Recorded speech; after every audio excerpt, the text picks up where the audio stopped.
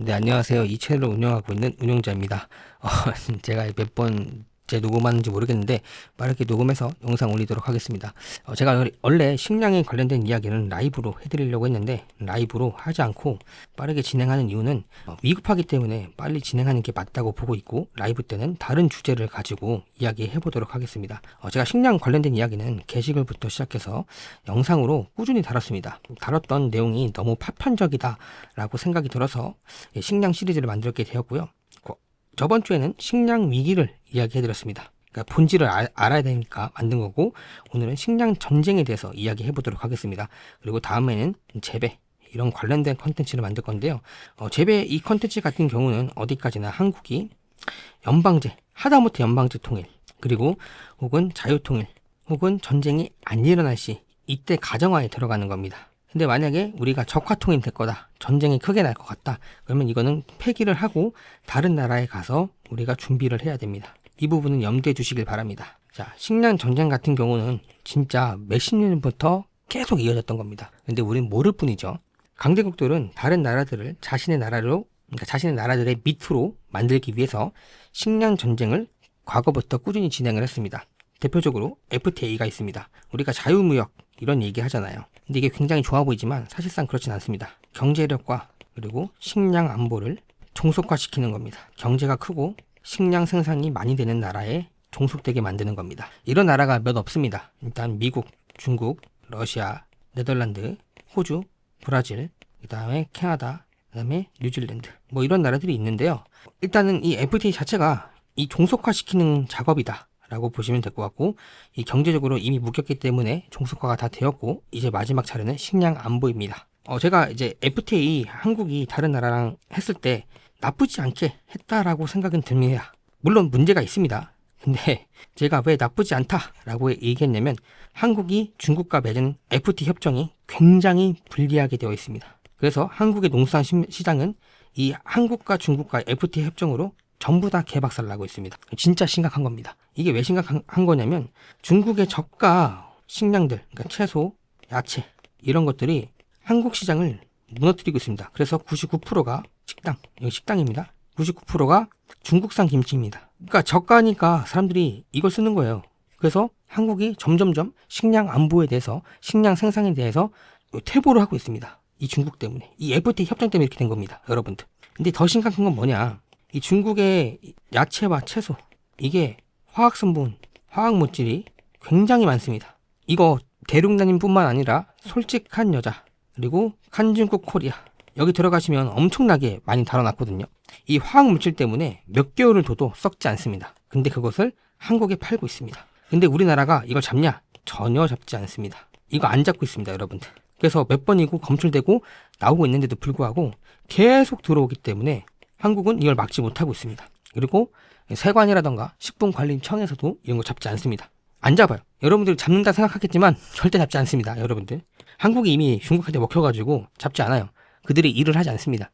그래서 우리는 외식할 때, 식당 선택할 때 꼭 원산지 아셔야 되고요. 그리고 웬만해서 장 봤을 때 국산 사세요. 이렇게 해도 걸릴 수밖에 없는 건 저도 압니다. 근데 다만 우리가 최대한 선택할 수 있는 권리가 있기 때문에 권리를 해서 한국 농산물을 지켜야 됩니다. 지금 나라 개박살 났습니다. 그리고 이제 앞으로 더 심각해질 겁니다. 자, 근데 문제는 이것도 모자라서 양곡법부터 시작해서 농수산 악법들을 전부 다 누가 발의하고 있냐?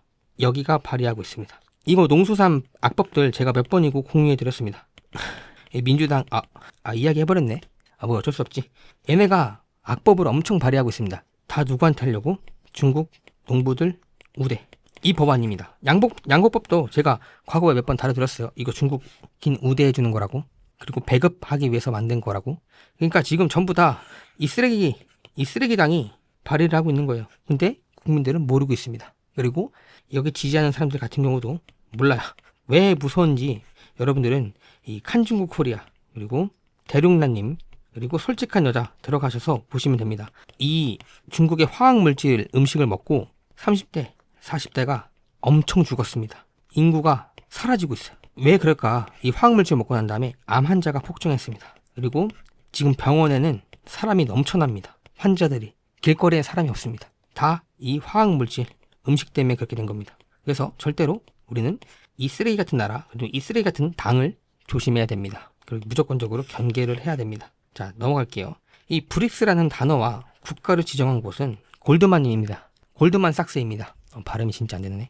근데 골드만삭스가 이걸 왜 만들었는지에 대해서 우리가 알 필요가 있습니다.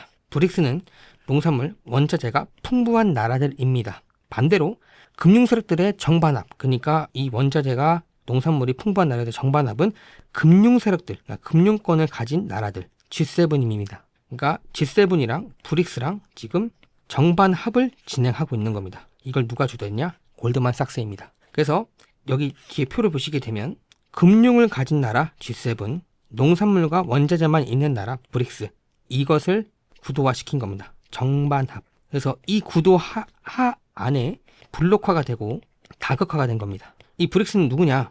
인도, 러시아, 남아공, 브라질, 그리고 중국이 있습니다.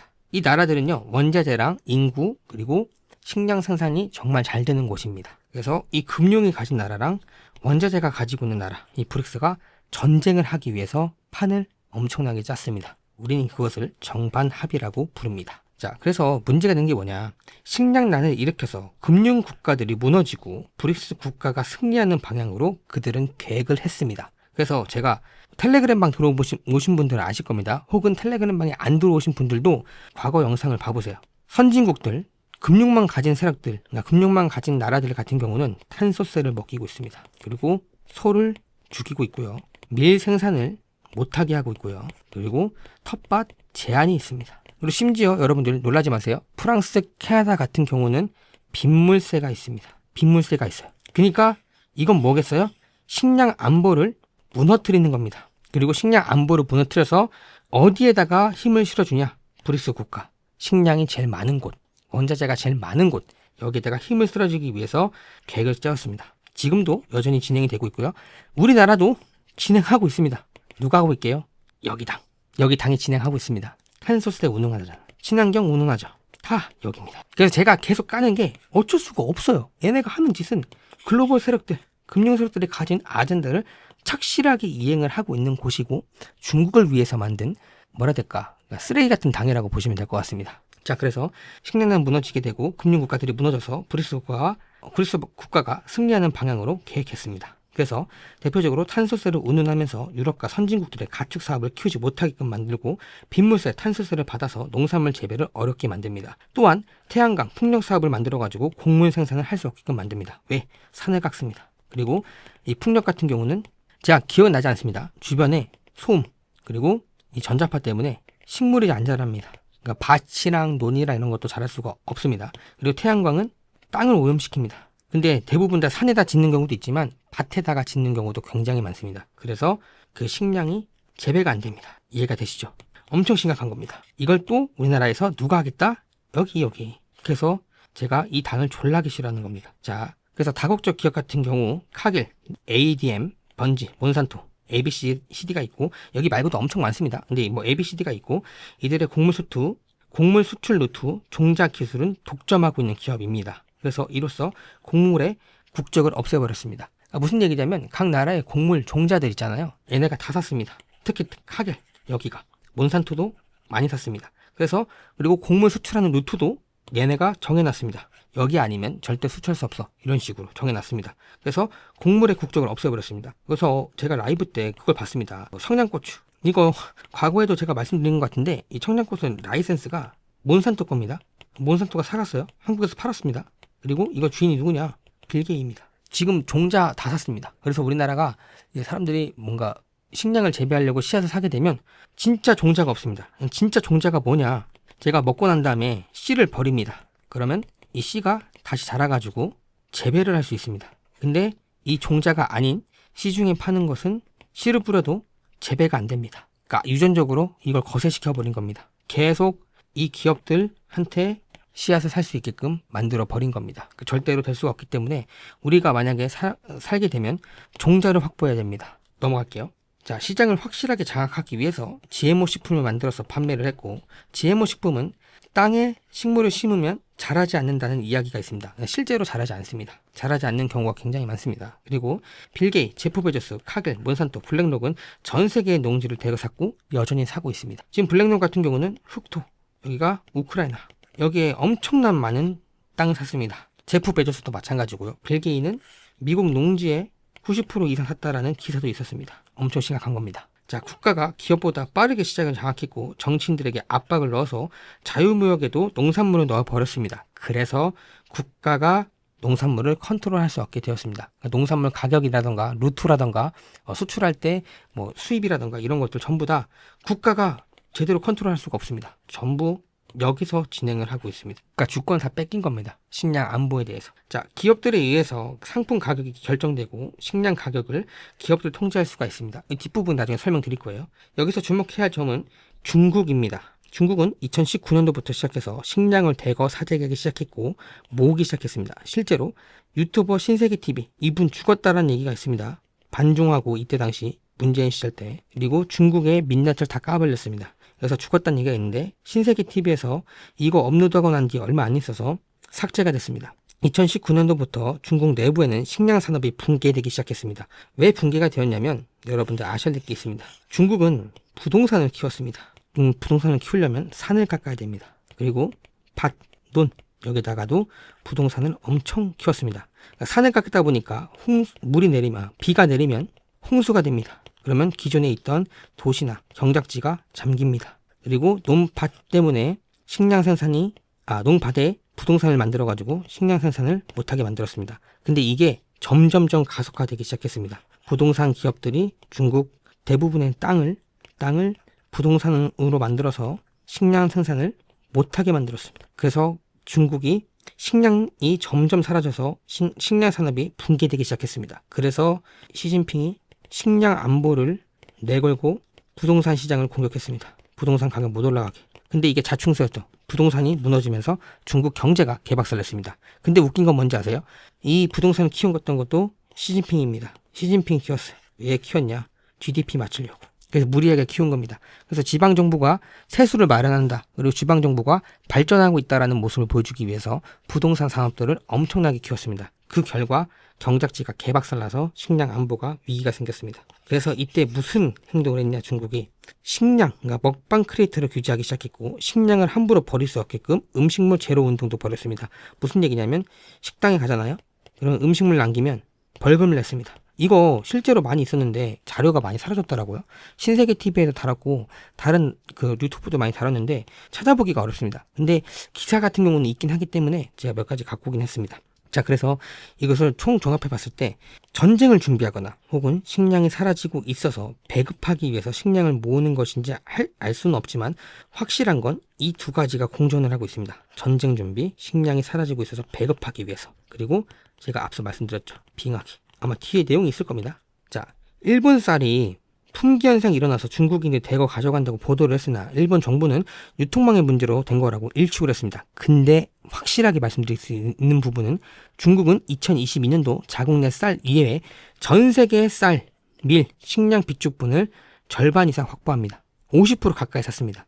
USDA에 따르면 2022년도 기준으로 봤을 때 중국은 전 세계의 비축밀의 50%를 사왔습니다. 그러니까 지금 중국은 대비를 하고 있어요. 그게 전쟁인지 혹은 식량이 없어져서 안보를 위해서 진행하는 것인지 혹은 빙하기가 오는 것인지 알 수가 없습니다. 허나 이들은 미리 준비를 하고 있습니다. 자, 그리고 일본 쌀의 판매처가 불분명하게 발표가 돼서 구매자가 누구인지 모를 뿐 실상 쌀 수출국을 보게 되면 싱가포르, 홍콩, 마카오가 나옵니다. 그러니까 일본 쌀 품귀 현상이 일어났을 때 이 판매자가 불분명하고 구매자가 누구인지 모르는데 수출국을 보게 되면 싱가포르, 홍콩, 마카오라는 얘기입니다. 근데 여기서 얘네가 우회로 갖고 올 수 있는 나라가 중국입니다. 그러니까 중국이 여기를 통해서 우회로 일본 쌀을 대거 샀습니다. 근데 이건 언론 기사에 안 나옵니다. 왜냐? 중국을 악마해서는 안 되기 때문이죠. 그래서 중국은 우회 수출국이 많아서 물건들이 많이 이 우회 수출국으로 많이 수입을 하기 때문에 왜곡시켜버립니다. 시장을. 그러니까 누가 많이 샀는지 알 수 없게끔 만들었다는 얘기죠. 그러니까 정리를 하면 중국이 싱가포르, 홍콩, 마카오 이쪽에다가 우회 수출국을 두고 일본 쌀을 대거 사가지고 중국으로 가져간 겁니다. 이거 추적하면 나옵니다. 이거 자료가 있나? 제가 한번 찾아볼게요. 이거 제가 봤던 걸로 기억하는데 그 봤던 거 가지고 기억해서 영상을 만든 건데 어디 갔는지 모르겠습니다. 네. 어쨌든 다시 넘어가서 그러니까 중국은 전 세계 식량난이 올 것을 미리 알고 쟁여뒀다가 식량난이 올 때 다른 나라에게 비싸게 팔 생각으로 준비했다는 시각도 존재합니다. 이건 제가 생각한 겁니다. 그럴 수 있는 가능성이 굉장히 높기 때문이죠. 그래서 양곡법도 마찬가지입니다. 중국인들을 위한 법이니까요. 만약에 이렇게 될 시 그 나라는 중국에게 완벽하게 묶이게 되는 겁니다. 왜냐하면 중국이 싸게 팔기 때문에. 중국이 이 식량 가격을 통제해가지고 식량을 팔아버리면 그 나라가 종속돼 버립니다. 식량을 지배한 자가 인간을 통제한다. 헨리 키신저의 말을 그대로 진행하려는 게 중국입니다. 지금 이 기조를 보이고 있다는 거죠. 그러니까 중국은 어떤 속셈인지 모르겠지만 식량을 대거 사고 있고 대거 생산하고 있고 대거 우회 수출을 하고 있습니다. 우회 수입을 하고 있습니다. 그게 제가 봤을 때는 이걸 하기 위해서 중국에게 완벽하게 묶이게 하기 위해서 진행하고 있는 것 같다라고 저는 보고 있습니다. 실제로 중국은 2022년도에 공산당이 식량 정쟁이라는 단어로 정부가 필요한 식량만 재배하고 위에 언급한 나머지 대로 먹방 유튜버들 전부 사라지게 만들었습니다. 그리고 지금 솔직한 여자 여기 유튜버 들어가면 과일나무 다 없애고 있습니다. 그리고 국가가 정해준 품목만 생산하라고 압박을 넣습니다. 농부들한테. 그리고 심지어 농지를 가져갑니다. 그냥 뺏어가요. 농부들한테. 국가가 관리하겠다고. 그러니까 식량 전쟁을 지금 벌이고 있다. 그러니까 얘네가 지금 준비하고 있는 게 그런 거다라고 보시면 될 것 같고, 또 다른 나라들 농지를 사들이고 있고 중간에 유통망인 마카오, 홍콩, 싱가포르를 통해서 일본, 한국, 브라질, 호주 고급 식품들을 전부 싹쓸이 사가고 있습니다. 실제로 사가고 있습니다. 이거 2022년도부터 시작해서 2025년도 지금까지도 꾸준히 진행이 되고 있는 겁니다. 고로 지금 중국은 일본, 한국 그리고 유럽 상대로 식량 지배권, 식량 패권을 가져오려는 것으로 보입니다. 제가 봤을 땐 뒤에 기사들이 있습니다. 실제로 2024년도 유럽은 식량 안보 훈련에 대해서 대대적으로 훈련을 했습니다. 이거 점 교수님도 다뤘거든요. 벨기에인가? 거기가 맞을 거예요. 식량이 없어가지고 사람들이 폭동을 일으키는 그런 대비 훈련을 했습니다. 그리고 또 한 번의 사이클이 맞다면, 그러니까 또 한 번 사이클, 빙하기가 맞다면 중국은 앞으로 식량이 없을 거라는 것을 미리 알고 대대적으로 준비하는 것으로 볼 수 있습니다. 다시 말하자면 중국은 지금 식량 정쟁을 벌이기 위해서 준비를 하고 있다는 것으로 보입니다. 자, 뒤에 넘어가게 되면 이거 BBC 거예요. 중국은 왜 먹방을 단속하게 되었냐. 그래서 지금 먹방 크리에이터가 없습니다. 그래서 쯔양이 여기서 활동한다 했는데 활동 안 됩니다. 없앴거든요. 그러니까 한국에 기어 들어오는 겁니다.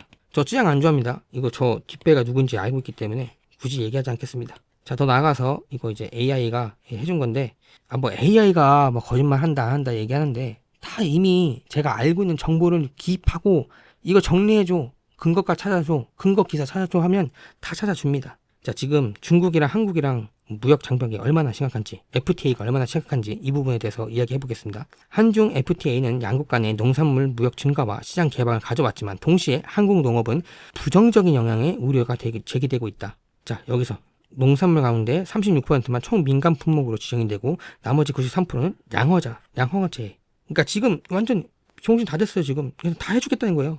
관세는 모두 0%. 일부 관세는 완세가 철회됐습니다. 어떻게 할 건데? 중국에 저가가 들어오면 한국 시장 망하는 겁니다. 이해가 되시죠?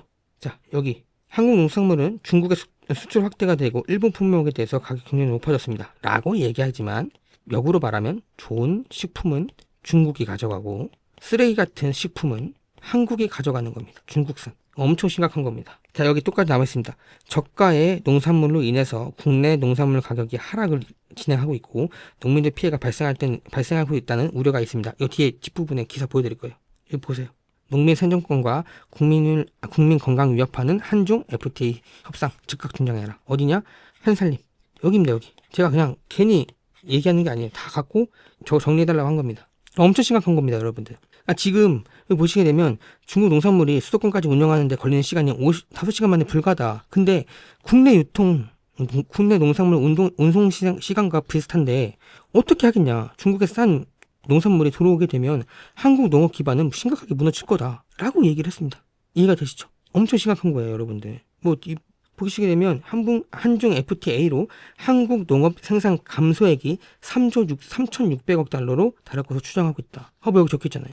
식량 주권 위협. 한중 FTA가 저가 농산물 중국산을 늘려가지고 국내 식량 생산 체계를 붕괴하고 식량 주권을 위협할 수 있다는 주장도 있습니다. 이거 어디서 주장했냐? 여기입니다. 여기서 주장했어요. 그러니까 지금 우리나라는 중국한테 식량 안보까지도 뺏기고 있습니다. 자, 넘어가서 중국이 어떤 짓을 벌이고 있냐. 중국이 해외 식품 M&A 나서나 3년째 식량 산업 대형화 강조. 이거 언제냐? 2025년도입니다. 여기 적혀 있어요. 중국 공산당 정부 1호 문건에서는 22년째 농촌 공격적인 식량 생산을 증산하는 목표를 설정하고 해외 사업도 확대하는 가능성을 두고 있다. 근데 지금 많이 사고 있어요. 그리고 과거부터 많이 샀어요. 2013년도부터 꾸준히 샀습니다. 중국이. 자, 중국이 세계 농산물 시장에 미치는 영향. 여기 보시게 되면 여기 중국은 최대 농산물 수입국. 그리고 중국이 식량 문제는 세계 농산물 시장의 수급을 차지하는 큰 변수다. 그러니까 얘네가 많이 살지 적게 살지 많이 살지 이런 거 정해서 가격이 변동폭이 있다는 얘기입니다. 엄청 심각한 겁니다, 여러분들. 여기 적혀 있으면 엄청 많아요, 이런 것들. 자, 넘어가면 그러면서 제가 걱정했던 게 기후변화로 농산물 값이 우상향, 전 세계 식량 안보로 빗장을 걸고 있다. 이게 중요한 겁니다. 빗장은 팔지 않겠다는 겁니다. 그러니까 수출을 하지 않겠다는 얘기죠. 자, 그러면 우리가 식량을 사기 위해서는 높은 가격을 주고 사야 됩니다. 그리고 높은 가격이 아니더라도 공급이 원활하지 않습니다. 그러면 공급이 원활하지 않게 되면 서민들은, 백악견들은 어떻게 될까요? 제가 아사한다는 얘기가 괜히 하는 말이 아닙니다. 진짜 식량이 점점 사라지고 있어요. 이건 뭐 볼 필요가 없습니다. 품목들 뭐 폭염 때문에 뭐 올라간다 만다. 이거 중요한 게 아닙니다. 지금 식량 안보에 빗장을 걸고 있습니다. 근데 제가 아까 말씀드렸죠. 중국이 식량을 대거 샀습니다. 그리고 비축해 두고 있습니다.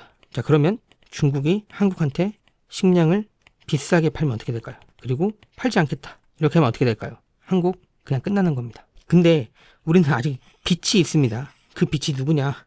미국입니다. 러시아입니다. 이 두 나라가 우리는 꼭 우방국이어야 됩니다. 절대로 척지면 안 됩니다. 우리나라 러시아에서 밀 수입 많이 할 수 있고요. 그리고 우리나라 킹크랩 뭐 이런 거 있잖아요. 수산물.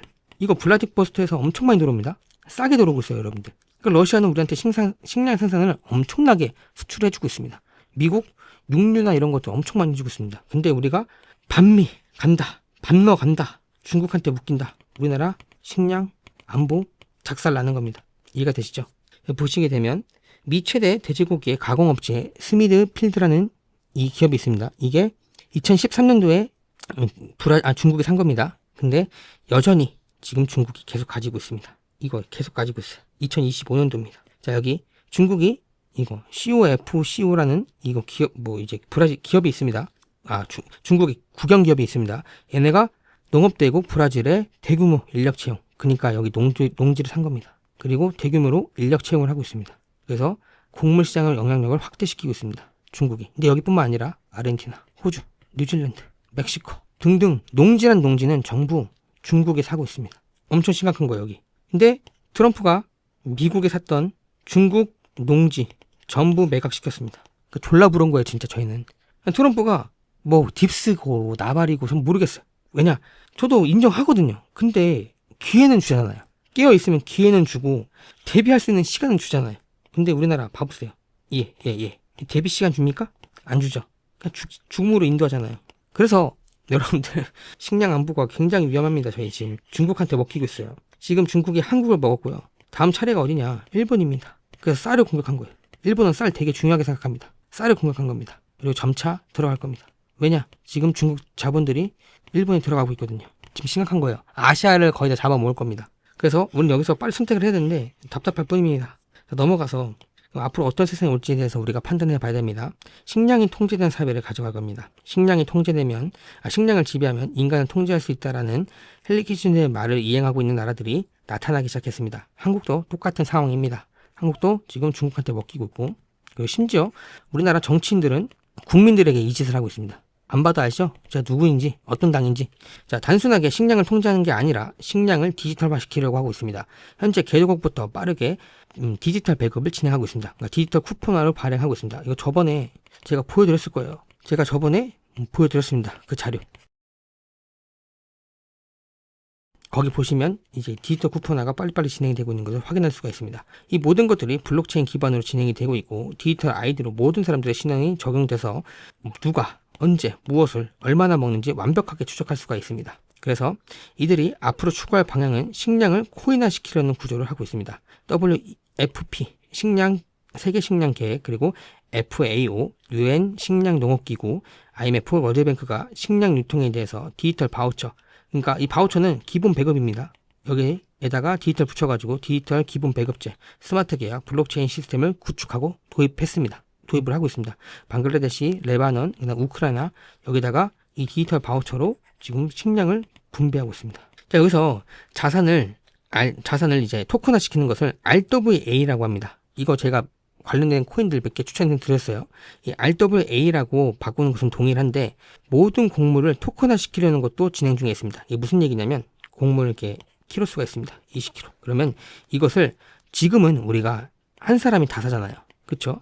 근데 이거를 앞으로 식량이 점점 사라질 거니까 10kg는 누가, 뭐 5kg는 누가, 3kg는 누가 이런 식으로 지분용으로 바뀔 겁니다. 이런 식으로 구매가 가능하게끔 만들 겁니다. 지금이랑 완전히 다른 시대가 오고 있는 겁니다. 그렇게 되면 뭐가 안 좋냐?